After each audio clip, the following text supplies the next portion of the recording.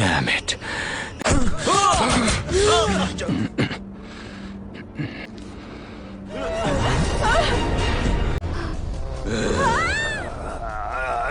গল্পের শুরুতেই দেখা যায় একদল গুন্ডা বা অপরাধী কিছু সাধারণ মানুষকে ট্রাক বা গাড়িতে করে একটি নির্জন পাহাড়ি এলাকায় নিয়ে যাচ্ছে। এদের মধ্যে নারী ও পুরুষ উভয়ই ছিল। গাড়ি চলাকালীন সাধারণ মানুষগুলোর কথাবার্তার মাধ্যমে জানা যায় এদের প্রত্যেককে ইনজেকশনের মাধ্যমে বেহুশ করে গাড়িতে তোলা হয়েছিল। সেটা কিসের ইনজেকশন ছিল সেটা আমরা গল্পের মাঝেই জানতে পারবো। এরা কেউই বুঝতে পারছিল না যে তাদেরকে কেন বন্দী করা হয়েছে এবং কোথায় বা নিয়ে যাওয়া হচ্ছে। এদের মধ্যে আরভিন ও এজলা ছিল হাজব্যান্ড ওয়াইফ এবং এরা দুজন ছিল মা ও ছেলে। গাড়ি চলাকালীনই ছেলেটা বাঁচার জন্য গাড়ি থেকে ঝাঁপিয়ে পালাতে শুরু করে। তার মা অনেক আটকানোর তাকে চেষ্টা করেছিল, কারণ চারিদিকে ফাঁকা সুনসান জায়গা এবং গুন্ডাদের কাছেও বন্দুক ছিল। মহিলাটি জানতো তার ছেলে পালিয়ে বাঁচতে পারবেই না।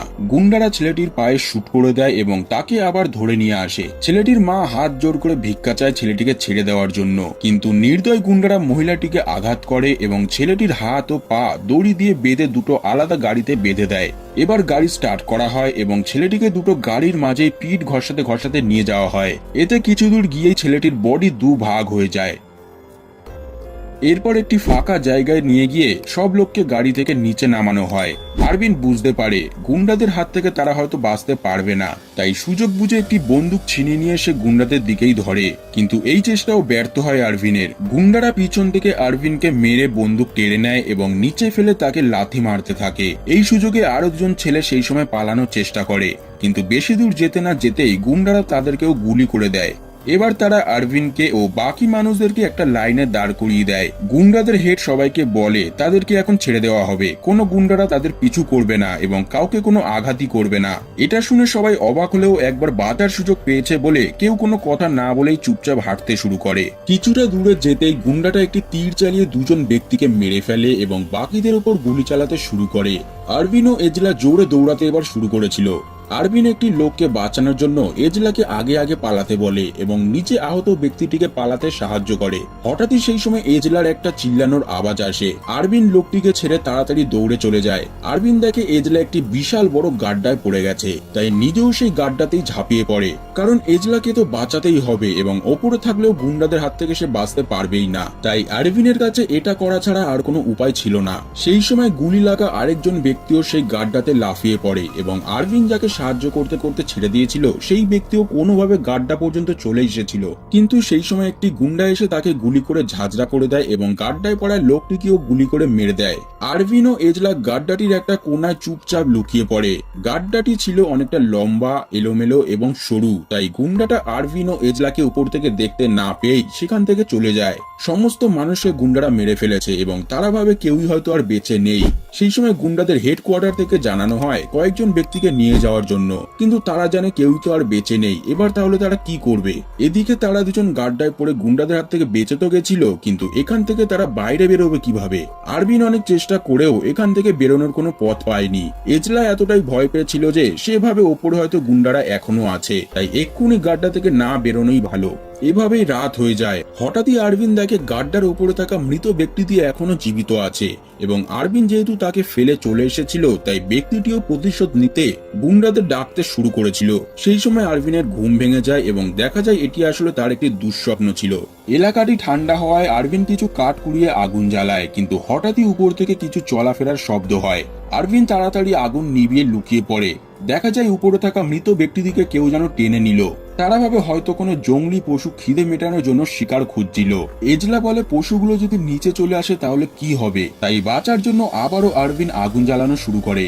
এতে তারা কিছুটা হলেও সেফ থাকবে। এভাবেই সেই রাত কেটে যায়। সকালেতেই আরভিন আবার এখান থেকে বেরোনোর উপায় খোঁজে। এবার তার মাথায় একটা বুদ্ধি আসে। সেখানে পড়ে থাকা সমস্ত বড় কাঠ সে প্রথমে এক জায়গায় জোগাড় করে।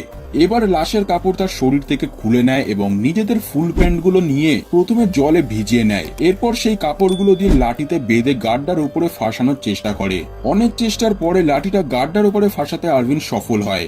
এবার প্রথমে আরভিন সেই কাপড় বেয়ে উপরে ওঠার চেষ্টা করে। প্রায় উঠেই গেছিল কিন্তু ভারের কারণে সব সময় সে নিচে পড়ে। অত উপর থেকে পড়ে আরভিন পায়ে ভালো মতো ব্যথা পেয়েছিল। আরভিন এজলাকে বলে যে কোনো ভাবেই আমাদের এখান থেকে বেরোতেই হবে, নয়তো খিদেতেই আমরা মারা যাব এখানেই। তারা আবারও নিজেদের প্যান্ট পরে নেয়। সেই সময় আকাশে কালো মেঘ ধেয়ে আসে এবং সাথে সাথে প্রবল বৃষ্টি শুরু হয়। উপরে জমা সমস্ত জল এসে সেই গাড্ডায় জমা হয়। বৃষ্টি যদি তাড়াতাড়ি না থামে তাহলে গাড্ডাটি জলে ভরে যাবে এবং এখানেই তারা মারা যেতে পারে। কিন্তু বৃষ্টি কিছুক্ষণ পরই থেমে যায়। ওপরে আবারও গুলি চলার শব্দ হয়। গুন্ডারা আবারও এসেছে কিছু আহত ব্যক্তিদের নিয়ে যাওয়ার জন্য, কিন্তু তারা এটা কেন করছে এটা কিছুতেই বুঝতে পারছিল না তারা দুজন। দিন শেষ হয়ে আবারও রাত নামতে শুরু হয়। আরো একটা রাত তাদেরকে এখানেই কাটাতে হবে, তাই আগুন জ্বালিয়ে তারা এখানেই ঘুমিয়ে পড়ে। মাঝরাতে তাদের গাড্ডার ভিতরে কিছু শব্দ হয়। আরভিন চোখ খুলে দেখে একটা জম্বি গাড্ডায় পড়ে থাকা মৃত লোকটির মাংস খাচ্ছে। এটা দেখে আরভিন প্রচন্ড ভয় পেয়ে যায় এবং জম্বিটা এবার আরভিনের দিকে ঝাঁপিয়ে পড়ে। সেই সময় এজলা একটি লাঠি দিয়ে জম্বিটাকে পুরোপুরি মেরে ফেলে। একজন মানুষকে মেরে ফেলায় এজলা ভীষণভাবে গিল্টি ফিল করছিল। তখন আরভিন বলে এটা সাধারণ মানুষ তো ছিল না, একজন ইনফেক্টেড মানুষ ছিল, তাই গিল্টি ফিল করার কোনো দরকারই নেই। তারা দুজন দেখে এই লোকটা তো তাদের সাথেই গাড়িতে ছিল, তাহলে সে এমন জম্বিতে পরিণত হলো কিভাবে। সেই সময় আরভিন এজলার ঘাড়ে চেক করে দেখে একটা ছোট সুই ফোটানো গর্ত আছে যেটা গুন্ডারা দিয়েছিল। কিন্তু এজলা আরভিনের ঘাড় চেক করলে দেখে সুই ফোটানো জায়গাটা একটু একটু ইনফেক্টেড হতে শুরু করেছে। সে আরভিনকে এটা না বললেও নিজে আরভিনের থেকে ভয় পেতে শুরু করেছিল। তারা বুঝতে পেরেছিল গুন্ডারা একটি কেমিক্যাল টেস্ট করার জন্য সাধারণ মানুষের দেহে সেটা ইনজেক্ট করেছে। যাদের ইমিউনিটি পাওয়ার কম তারা আগে এই ভাইরাসের শিকার হয়েছে। আরভিনও কিছু সময় পর একটা জম্বিতে পরিণত হবে, এটা ভেবে এজলা খুবই কষ্ট পায় এবং ভয় পেতে শুরু করে। এরপর সকালে একটি অদ্ভুত জিনিস ঘটে। আরভিন জমে থাকা জলে মুখ ধুতে ধুতে সেখান থেকে একটি ব্যাঙ ধরে খেতে লাগে। সে এজলাকেও খেতে বলে, কিন্তু এজলা ঘৃণাতেই বমি করে দেয়। কিছুক্ষণ পর আরভিনও বমি করতে শুরু করে। আসলে সে এখনো জম্বি হয়নি, শুধুমাত্র খিদের কারণে ব্যাঙটা খাচ্ছিল। সেই সময় আবার বৃষ্টি শুরু হয়, কিন্তু এবার তারা বৃষ্টি দেখে প্রচন্ড খুশি হয়, কারণ জলের সাহায্যেই তারা এবার উপরে উঠবে বলে প্ল্যান করে রেখেছে। আবারও চারিদিকের জমা জল ও প্রবল বৃষ্টির কারণে গাড্ডাটি জলে ভরতে শুরু হয়, কিন্তু এবার আরভিন জম্বি হতে শুরু হয়েছিল। এজলা ভরসা দিয়ে আরভিনকে কোনোভাবে আবার হুঁশে নিয়ে আসে, কিন্তু বোঝা যায় কিছুক্ষণের মধ্যেই আরভিন পুরোপুরি জম্বিতে পরিণত হতে চলেছে। বৃষ্টির কারণে গাড্ডাটি অনেকটা জলে ভরে যায় এবং অনেক চেষ্টার পর আরভিন প্রথমে এজলাকে উপরে তুলে দিতে সফল হয়, কিন্তু উপরে উঠে এজলা আর গাড্ডার দিকে ঘুরেও তাকায়নি। আরভিন সাহায্যের জন্য এজলাকে অনেক ডাকাডাকি করে, কিন্তু এজলা জানতো সে যদি আরভিনকে গাড্ডা থেকে বের করে তাহলে জম্বি হয়ে আরভিনই তাকে মেরে ফেলবে। কিন্তু যাই হোক, আরভিনকে তো সে একা ছেড়ে যেতে পারছিলই না, তাই আবার এজলা গাড্ডার কাছে যায়, কিন্তু ততক্ষণে আরভিন জলে ডুবে গেছিল। এজলা চাইলেও আরভিনকে আর বাঁচাতে পারবে না এখন, তাই কষ্ট নিয়েই সে একা যেতে শুরু করে। কিন্তু উপরে আরো কিছু জম্বি ঘোরাফেরা করছিল।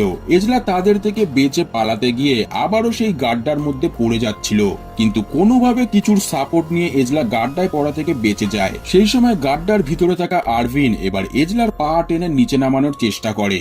এই সময় আরভিন একজন পুরোপুরি জম্বিতে পরিণত ছিল।